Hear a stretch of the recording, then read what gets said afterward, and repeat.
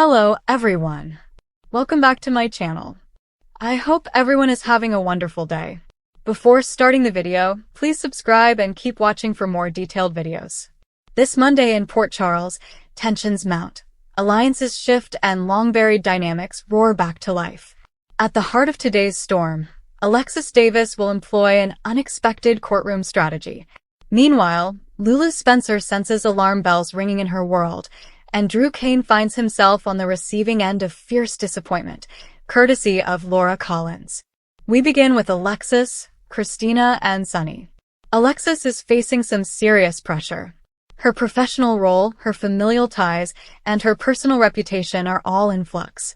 She has stepped into representing Willow Tate, a move that raises eyebrows, not least among those closest to her. At the same time, Alexis is balancing the matter of shared custodial time for Scout Quartermain, determined to secure moments that have been hard-fought and emotionally charged. Christina, aware of the fine line Alexis is walking, reluctantly briefs Sunny Corinthos on the dilemma, the arrangement she and Alexis reached with Drew, the visits for Scout, and the exclusion of Danny Morgan from Scout's visitor list. Sunny's reaction is immediate: concern, suspicion, protective instincts kicking in. He knows Alexis, he knows what she's capable of, and he knows how dangerous this realm is when legal maneuvering meets personal loyalty. Which brings us to Alexis's courtroom tactic. She is preparing to throw a curveball, one that might shift the power dynamics in Willow's favor, but could also place multiple allies at risk. Her plan? To utilize Michael's connection to protect Willow, even if that means exposing questionable decisions, even if it means placing someone she cares about under the bus. It's a risky move. Legal strategies in Port Charles never stay strictly legal. They spiral into moral dilemmas, emotional run-ins, ethical minefields. Alexis knows it. Sunny knows it. Christina knows it. And the ripple effect will cross many lives. Meanwhile, Lulu is hearing alarm bells. She's unsettled, sensing that something in her family's orbit is shifting, and not for the better. The emotional undercurrents run deep. Trina, Portia, Isaiah, they all sense it too.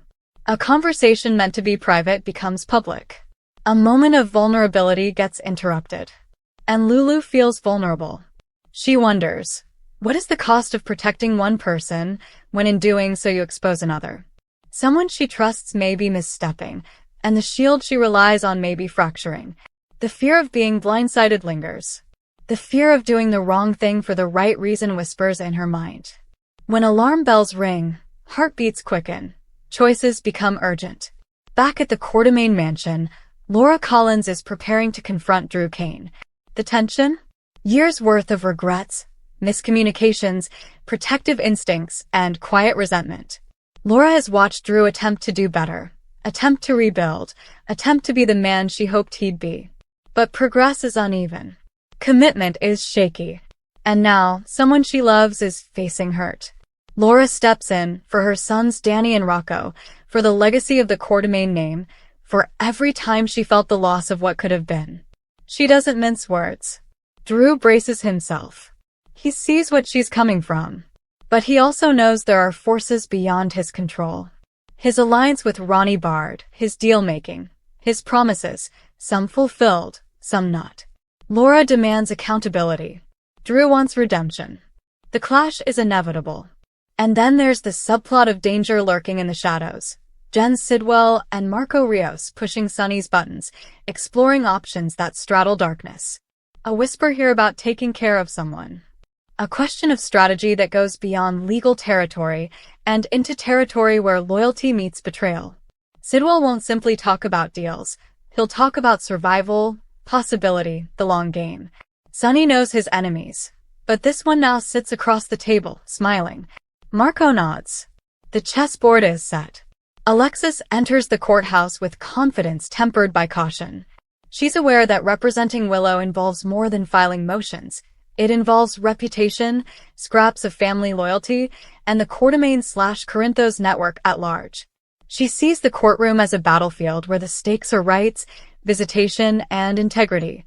Inside, she makes her move, placing pieces that will force choices from her adversaries. She knows that if she plays it right, Willow gets a lifeline. But if she slips, The fallout could harm Michael, could harm Scout, could harm Alexis personally. In the hallway afterward, Sue face expressions, subtle nods. Christina watches. Sunny listens. Attention builds as they all track Alexis's next move. Across town at Lulu's home base, nothing extraordinary happens yet, but the air is heavy. Trina walks in, sees Portia and Isaiah deep in conversation. She senses intrusion. She senses exile from something she thought she was part of. Portia senses the unwrap of something she should have controlled. Isaiah senses the ripple of emotion. And Lulu senses herself sliding toward a moment of reckoning.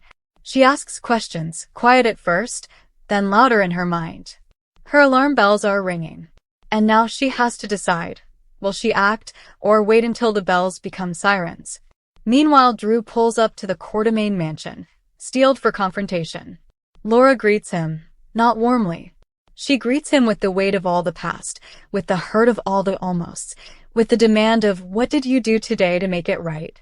Danny and Rocco hover, watchers of their father's attempt, witnesses to his stumbles and his good intentions. Drew stands firm. He defends his recent actions, his negotiations, his alliances, his hope with Ronnie. But Laura interrupts. She confronts him about absence, about promises, about being too comfortable with risk. He tries to answer, but Laura's fury is not just about one act, it's about a pattern. She reminds him that words are cheap in Port Charles, but actions echo. Sidwell meets Marco.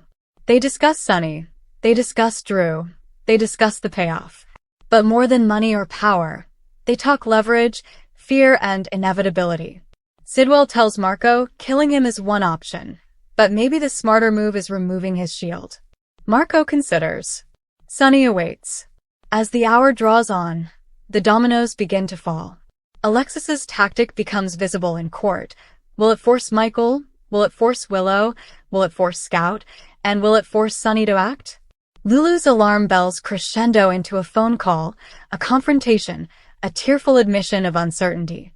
Laura's fury drives Drew out of the house, or at least forces him to pace the halls, restless, rebuked, and determined. In the final scenes, we see the aftermath. Alexis exiting the courthouse, eyes fixed ahead, Christina beside her, Sunny behind them in the parking lot, unresolved. Lulu stands alone in the living room, one hand on a photograph, the other holding a coffee mug gone cold, realizing that doing nothing is not an option. Danny and Rocco cling to Laura, and Drew stands on the front steps, looking back at the mansion's lights, knowing that his path forward will demand more than words. And Sidwell, somewhere distant, sips a drink, smiles a little, and plots. Why does this matter? Because today's moves are not isolated. They are ripples in the pond where family, loyalty, law, and danger converge.